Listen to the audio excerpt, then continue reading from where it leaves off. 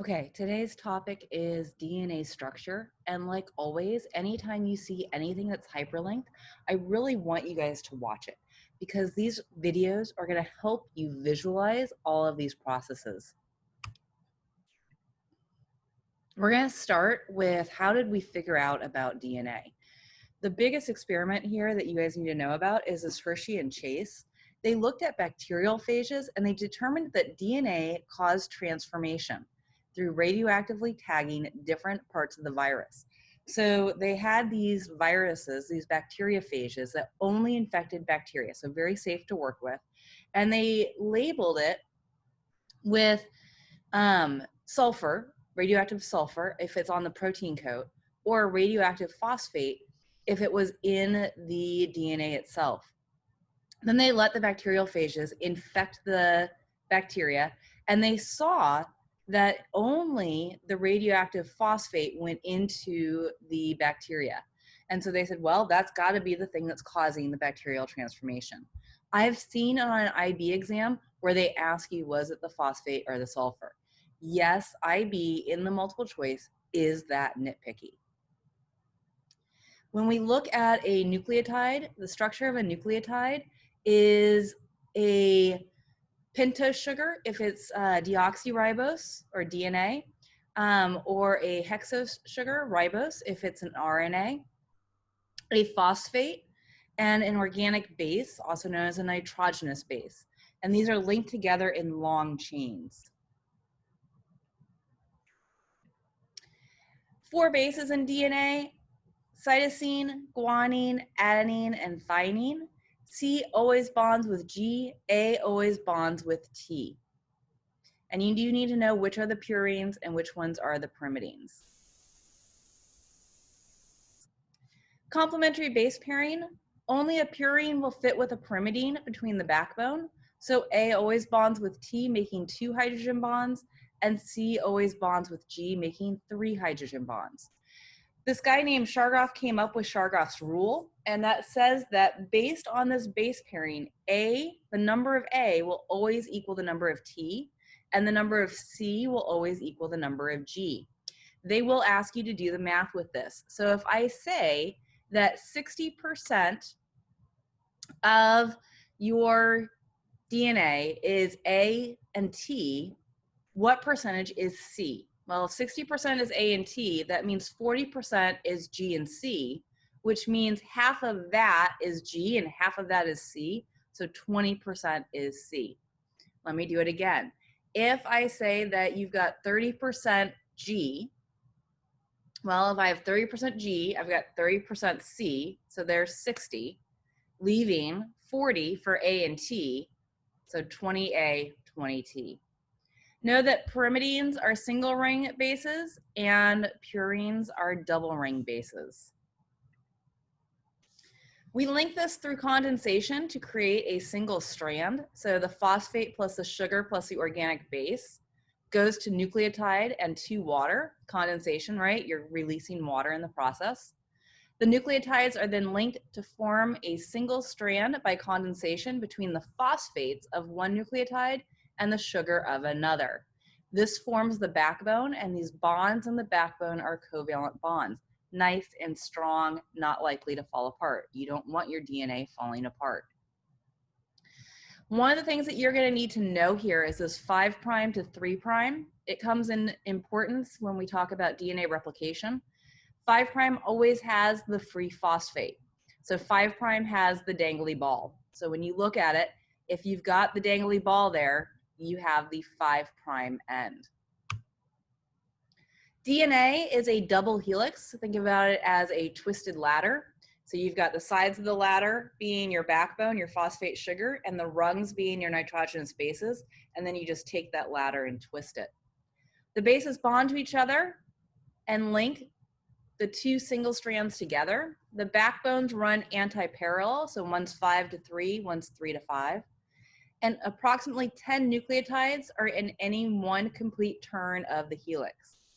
Backbone's made of alternating sugar phosphate groups, and they're held together by hydrogen bonds.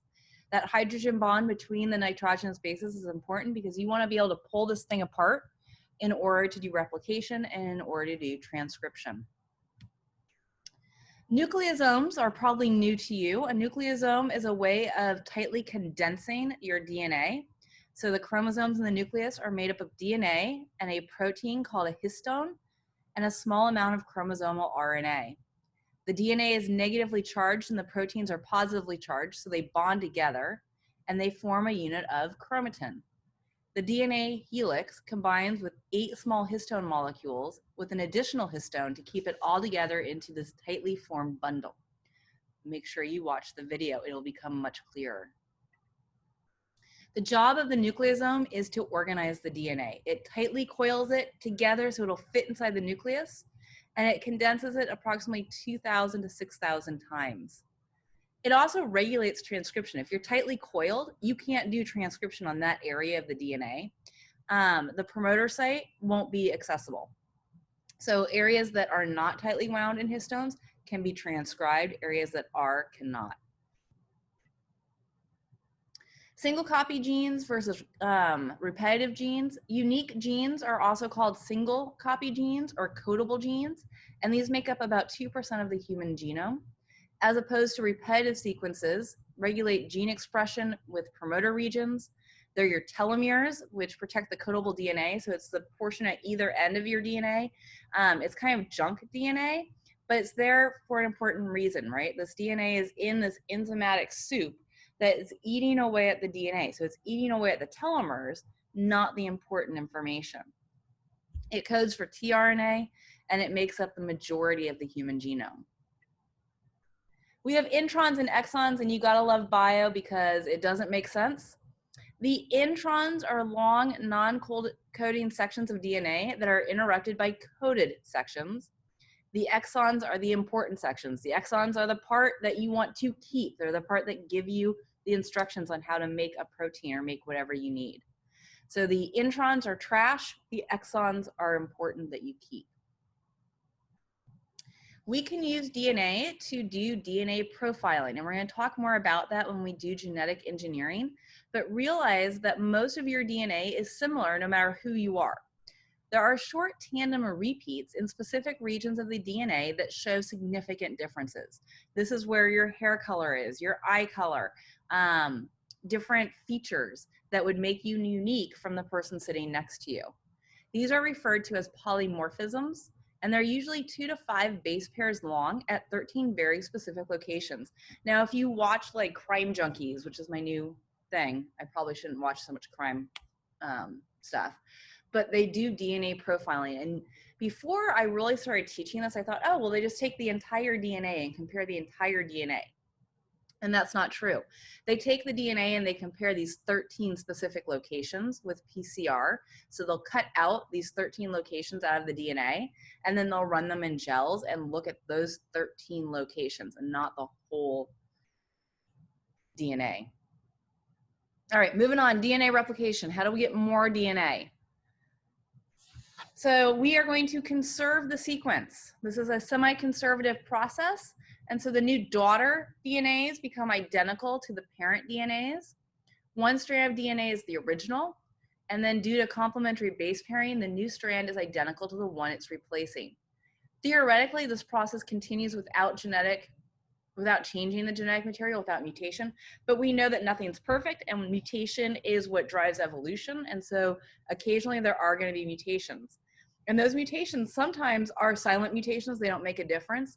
Sometimes they're beneficial, and sometimes they're deadly. DNA replication is semi-conservative because one strand of the old parent strand is kept and one strand is new.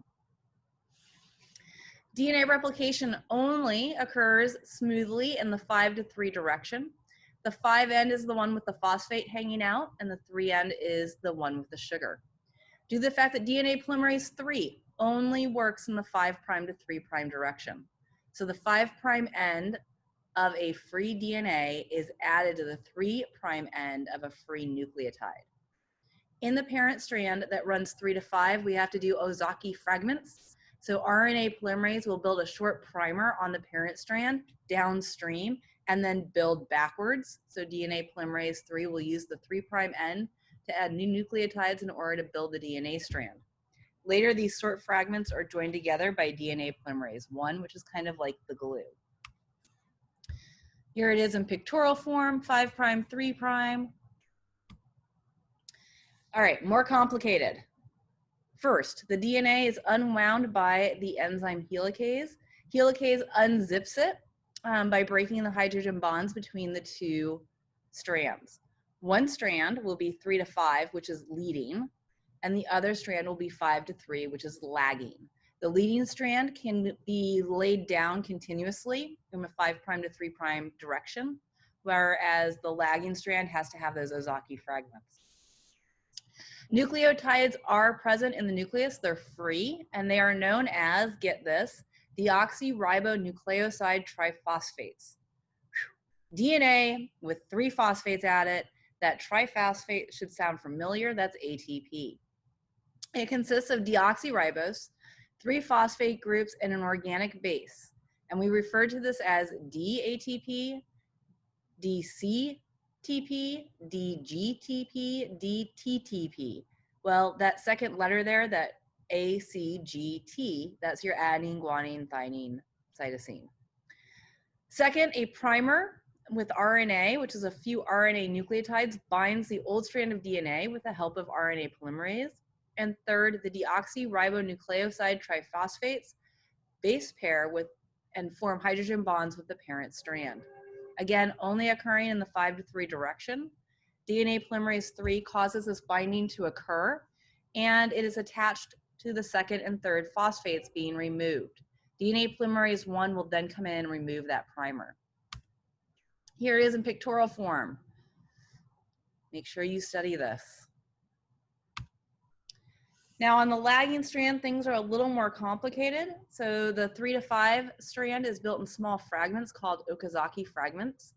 Each is approximately 100 to 200 nucleotides long. The RNA primer is formed from RNA nucleotides and joined to the parent strand by RNA polymerase.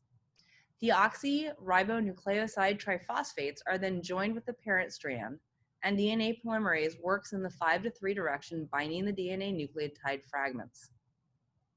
DNA polymerase 1 will come in and remove those RNA primers and replace it with DNA nucleotides, and then ligase will kind of seal all of those pieces together. Watch the videos, people. You have a choice. If you're a Hank person like me, there's Crash Course. If you're a Bozeman person like Mrs. Miller, there is Bozeman here for you. Make sure you read over it. Make sure you're able to write an 8-point essay describing DNA replication.